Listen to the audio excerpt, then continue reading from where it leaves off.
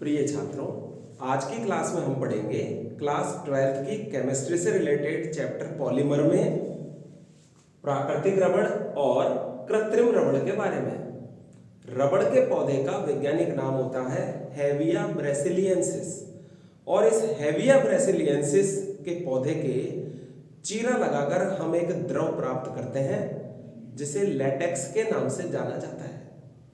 ये जो लैटेक्स है ये रबड़ का कॉलॉइडी विलयन होता है और इसी से हम नेचुरल रबड़ को रासायनिक प्रक्रिया के द्वारा प्राप्त करते हैं। देखिए आप, प्राकृतिक रबड़ का निर्माण किस प्रकार से होता है, उसमें ऐसी कौन सी रासायनिक अभिक्रिया है जिसके द्वारा यह निर्मित होता है। आइसोप्रीन को हम 2-मेथिल-1,3-ब्यूटाडाइईन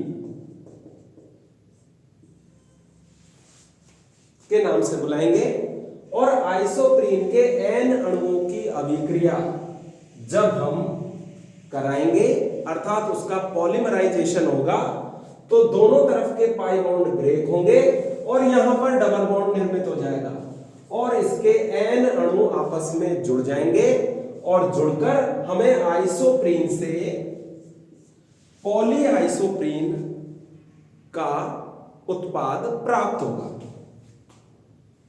एक बार वापस से समझिए, आइसोप्रीन यानी 2-मेथिल-1,3-ब्यूटाडाइईन की अभिक्रिया यानी कि इसके N अणुओं का पॉलीमराइजेशन जब होगा तो दोनों तरफ के पाई बॉन्ड ब्रेक होंगे, बीच में एक डबल बॉन्ड बनेगा, इसके N नंबर ऑफ मॉलिक्यूल्स आपस में ऐड हो जाएंगे और अभिक्रिया के परिणाम स्वरूप हमें मिलेगा नेचुरल रबड़। अब आप ध्यान से देखिए, यहां पर कार्बन कार्बन के बीच में डबल बॉन्ड प्रेजेंट है। अब इससे हम सिस और ट्रांस दोनों फॉर्म्स का फॉर्मेशन कर सकते हैं। सिस और ट्रांस कैसे बनेगा? जब समान समूह एक ही तरफ होते हैं तो उसे सिस के नाम से जाना जाता है और जब समान समूह विपरीत तरफ होते हैं तो उसे ट्रांस के नाम से पुकारा जाता है। यदि दोनों CH2 समूह ये वाला और ये वाला एक ही तरफ होंगे तो उसे कहा जाएगा पॉलीआइसोप्रीन का समकक्ष रूप और वो है हमारा नेचुरल रबड़। लेकिन अगर CH2 समूह कार्बन कार्बन डबल बॉन्ड के एक ऊपर की तरफ और एक नीचे की तरफ होगा तो उसके परिणाम स्वरूप हमें जो रबड़ प्राप्त होता है उस रबड़ का नाम होता है गट्टा पार्चा। इसी प्रकार नियोप्रीन यानी कृत्रिम रबड़ का निर्माण हम निम्नलिखित बहुलकीकरण की अभिक्रिया के द्वारा कर सकते हैं। देखिए आप, हमने लिया है 2-क्लोरो-1,3-ब्यूटाडाइईन या इसे पुकारा जाता है क्लोरोप्रीन के नाम से।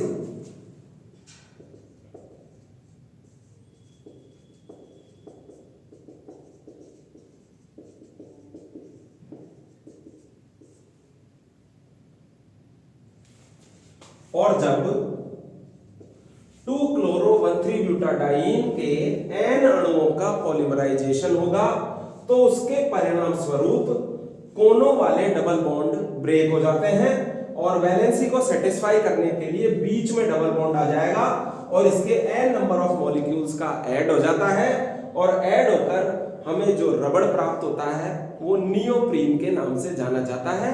यह एक कृत्रिम रबड़ है। धन्यवाद।